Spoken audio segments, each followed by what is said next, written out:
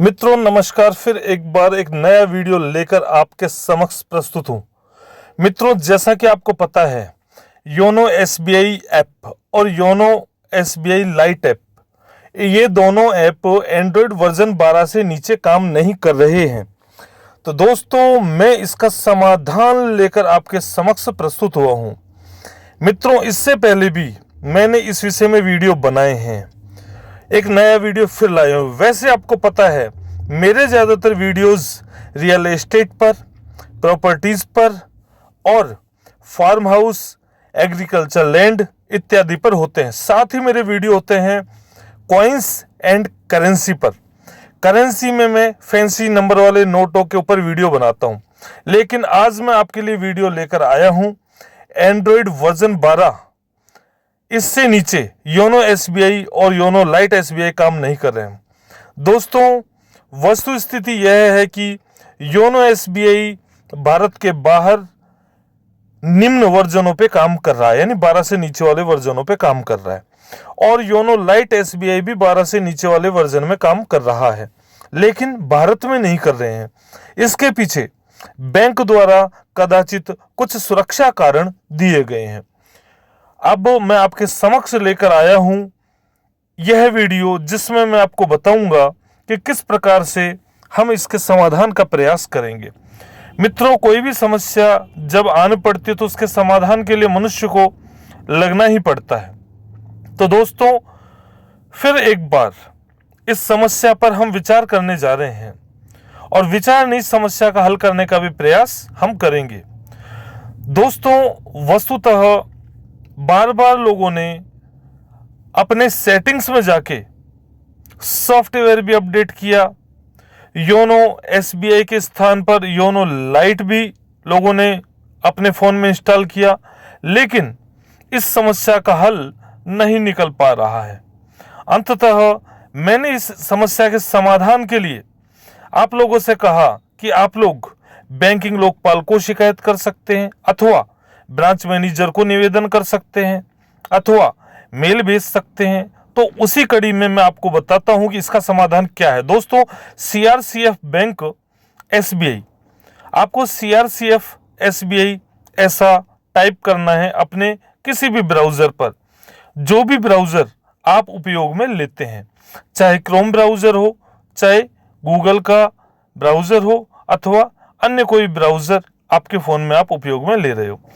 जैसे ही हम सीआरसीएफ एसबीआई लिखते हैं तो हमारे पास नया इंटरफेस आता है जिसमें लिखा हुआ है बैंक एसबीआई। यहाँ एसबीआई को टच करेंगे दोस्तों तो आपको इस प्रकार का इंटरफेस दिखाई देगा।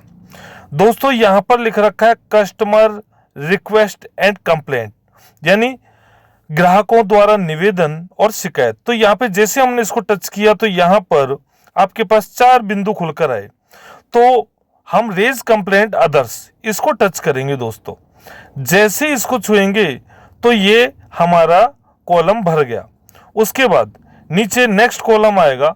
इस कॉलम में हम यहाँ पर जो बिंदु संख्या 1 2 3 4 5 ऐसे दिया गया है, हम बिंदु संख्या 1 पर्सनल सेगमेंट या इंडिविजुअल कस्टमर, यानी व्यक्तिगत ग्राहक हम एसबीआई के हैं, इसलिए इस बिंदु को, जो प्रथम बिंदु है, इसमें सीधी तरफ जो गोला जैसा बन रहा है, यहाँ पर जाकर के हम इसको छुएंगे।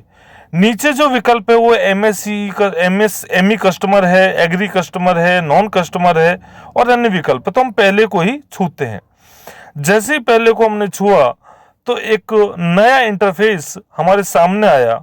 उसमें नीचे ही नीचे लिखा हुआ है सबमिट कीजिए, यानी उसी इंटरफेस में सबमिट का विकल्प आया, तो हमने सबमिट किया। मित्रों सबमिट करने के पश्चात हमारे पास में एक नया इंटरफेस आएगा। देखिएगा यहाँ पर लिखा हुआ है कस्टमर रिक्वेस्ट एंड कंप्लेंट। तो यहाँ पर सबसे पहले आपसे अकाउंट नंबर मांगे जाएंगे। चलो मैं अपना अकाउंट नंबर यहाँ पर ऐड कर देता हूँ। जैसे मैंने अपना अकाउंट नंबर ऐड कर दिया है, अब मैं कैप्चा एंटर कर रहा हूँ। तो यहाँ पर हमने कैप्चा जो आया है इसको एंटर कर दिया और ओटीपी के लिए आगे इसको टच किया तो ओटीपी का विकल्प आ रहा है। तो ऊपर की ओर जैसे OTP आया मैंने उसको कॉपी किया और उसको एंटर कर दिया। तो मित्रों जैसे मैंने इसको एंटर किया तो यहाँ पर लिखा हुआ आया कि आप SBI के वर्तमान ग्राहक हैं और विभिन्न प्रकार के विकल्प आए, ब्रांच लोकेशन वगैरह वगैरह इस तरह के विकल्प आए। ठीक है, अब चूंकि हमने जैसे ही उसमें अपना नंबर डाला उसके बाद में आपको इसमें से ये चुनना है, बिंदु चुनना है सबसे नंबर 1 वाले पे। तो मैंने जैसे यहाँ पर विभिन्न बिंदुओं को आपको मैं दिखा रहा हूं तो यहाँ पे नीचे ही नीचे योनो का विकल्प आया, तो योनो के विकल्प को टच कर देंगे। उसके बाद में फिर एरर कौन सा है उसके विषय में आया, तो यहाँ पर हमने एक योनो के जो विभिन्न पहलू हैं उनमें से एक पहलू हम चुनेंगे दोस्तों, और ये पहलू जो है हमने ले लिया नीचे की ओर चल करके सब बिंदुओं को। आप योनो लॉगिन आपको दिखाई दे रहा है, योनो लॉगिन ये मेरे अंगूठे के पास में, ये मैंने इसको टच किया योनो लॉगिन, क्योंकि हमारे लॉगिन प्रॉब्लम ही आ रही है सब लोगों के। उसके बाद में नेचर ऑफ कंप्लेंट, तो इसमें नेचर पूछा है नहीं, प्रकृति पूछी है, स्वभाव पूछा है शिकायत का। वस्तुतः हमारी शिकायत नहीं है, ये निवेदन है SBI से कि हमारे निवेदन को स्वीकार करें। तो यहाँ पर विभिन्न इशू जो योनो में आते हैं उसमें से हम अपने वाले इशू को ढूंढते हैं कि भाई समस्या है क्या। तो यहाँ पर देखो इंटरनल सर्वर इशू, इसको हमने चुन लिया दोस्तों। तो जैसे इसको चुना तो योनो लॉगिन वाला, फिर इंटरनल सर्वर एरर जो है यानी इशू जो है उसको चुन लिया। फिर इन्होंने कहा कि अल्टरनेट ईमेल आईडी यहाँ पर अपनी डालिए।